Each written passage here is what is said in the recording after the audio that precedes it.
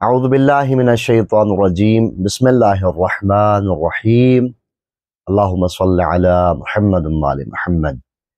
15 رمضان المبارک 3 ہجری کا وہ دن کہ جب رسول اللہ صلی اللہ علیہ وآلہ وسلم کو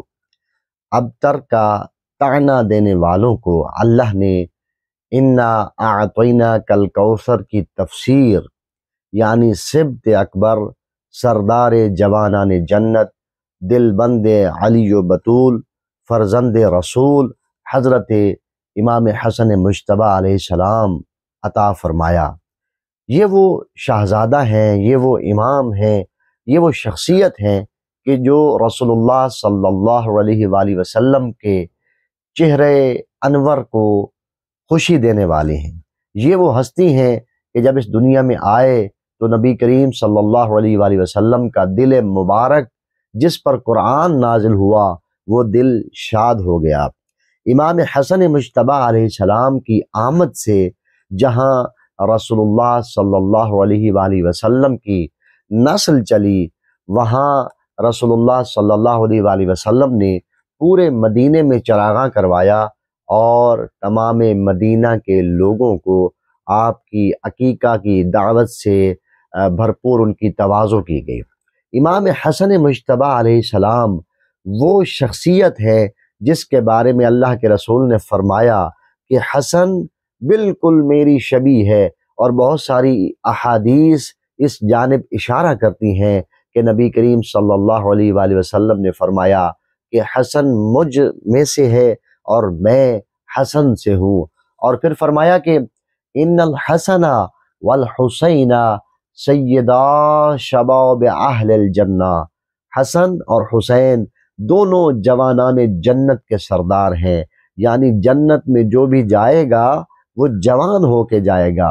امام حسن مجتبی علیہ السلام کی اگر سیرت کا مطالعہ کیا جائے تو آپ کا حلم، آپ کا علم، آپ کی سخاوت، آپ کا زہد، آپ کا تقوی، اور بالخصوص آپ کی شجاعت، اور سب سے بڑی بات یہ ہے کہ آپ کا اخلاق حسنہ اتنا بہترین تھا کہ دنیا والے آپ کو حسن ابن علی کے بجائے کریم اہل بیت کے نام سے یاد کیا کرتے تھے۔ پورے مدینے میں جسے کہیں پناہ نہ ملتی اسے حسن مجتبی پناہ دیا کرتے تھے۔ پورے مدینے میں جسے کھانا نہ ملتا تھا وہ حسن مجتبی کے گھر آ جایا کرتا تھا۔ پورے مدینے میں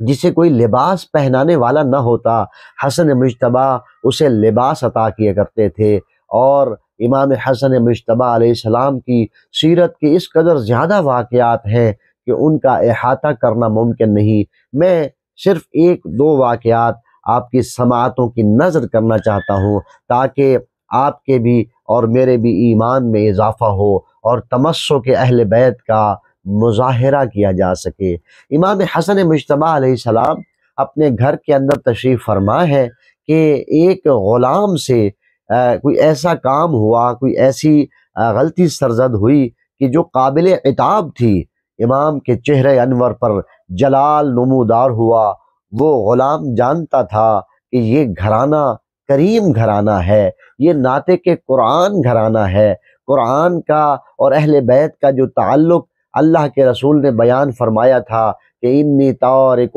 فیکم الثقلین کتاب اللہ وعطرتی اہل بیتی، کہ یہ میں 2 گراں قدر چیزیں چھوڑے جا رہا ہوں، قرآن اور اہل بیت، یہ کبھی جدا نہ ہوں گے۔ تو اس غلام نے قرآن مجید کی ایک آیت کی تلاوت کی، والکاظمین الغیظ۔ شیخ مفید لکھتے ہیں جیسے ہی اس غلام نے اس آیت کی تلاوت کی تو حضرت امام حسن مجتبی علیہ السلام کا وہ جو غصہ تھا، وہ جو جلال تھا، آپ نے اسے ضبط فرمایا۔ پھر اس نے اگلی آیت کی تلاوت کی، اگلے حصے کو تلاوت کیا، والعافین عن الناس، تو امام نے فرمایا جا میں نے تجھے معاف کیا۔ پھر جب اس نے کہا کہ واللہ یحب المحسنین، تو میرے مولا نے فرمایا جا میں نے تجھے قربتاً الی اللہ آزاد کر دیا۔ امام کا گھر، امام کی شخصیت، امام کا کردار، امام کی انفرادیت یہ تھی کہ لوگ آپ سے فیض حاصل کرتے تھے، اور یہ فیض صرف اپنوں کی حد تک نہ تھا،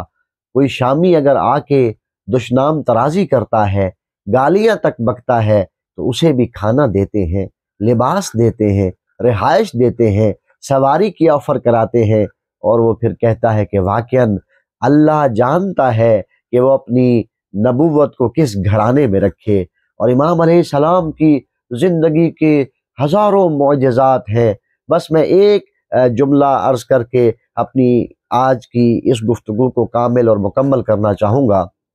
کہ جنگ جمل کے موقع پر جب حضرت محمد حنفیہ کو امیر المومنین مولا علی علیہ السلام نے بھیجا اور کہا کہ جاؤ قلب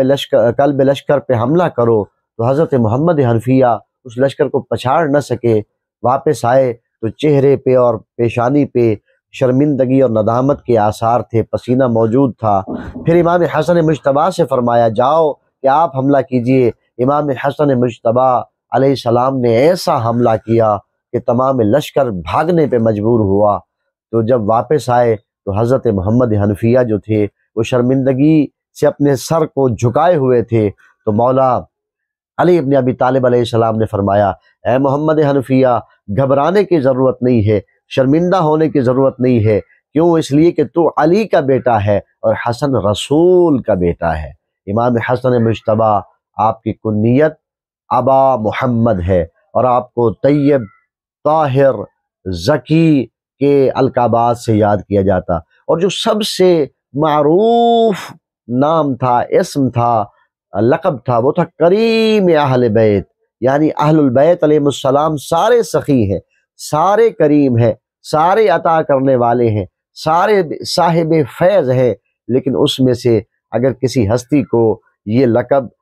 زیادہ زیبا دیتا ہے تو وہ امام حسن مجتبیٰ علیہ السلام کی ذات ہے۔